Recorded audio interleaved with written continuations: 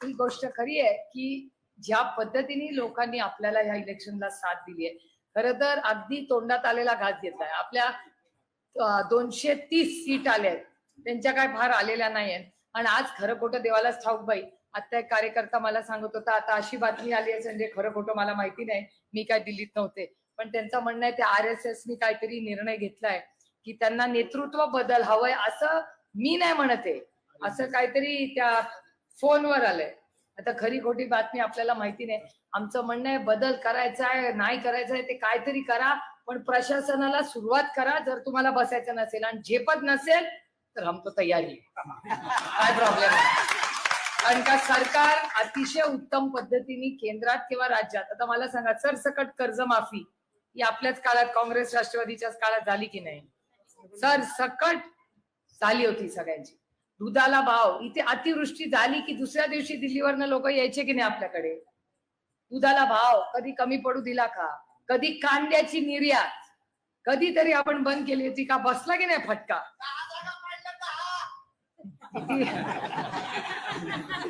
रामकृष्ण हरी.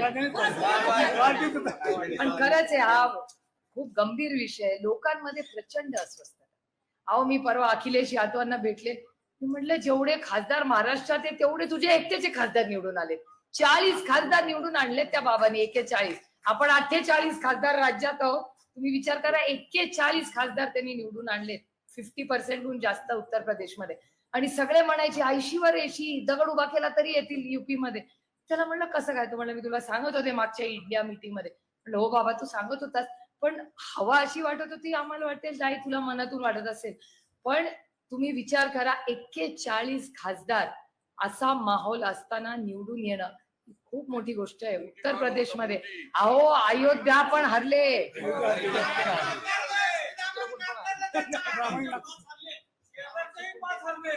शेदाची बघा तुम्ही, खूप आपल्याला एक पक्ष म्हणून आत्मचिंतन करायचंय की लोकांना काय चालतं आणि लोकांना कधीही ग्राह्य ठरवू नका. तुम्हाला जर वाटलं हे आमचंच आहे, लोक म्हणतील जावा घरी.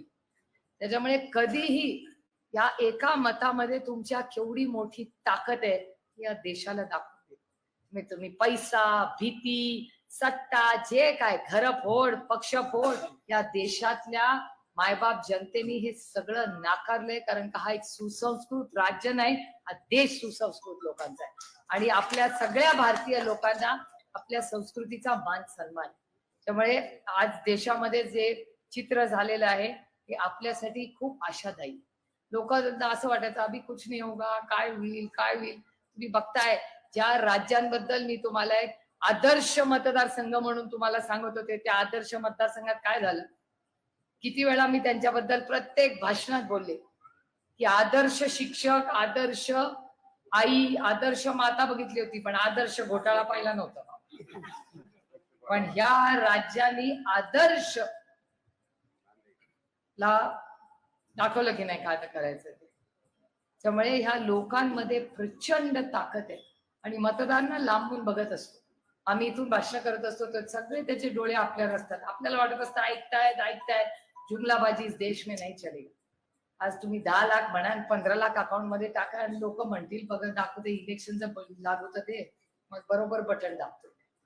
त्यामुळे आपण सगळ्यांनीच आपण व्यासपीठावर बसलेल्या प्रत्येक माणसासाठी आहे की आपण आपला आनंद जरूर साजरा करूया, पण त्यांनी केलेल्या चुकीतून बोध घेऊया की काय चुकलं त्यांचं.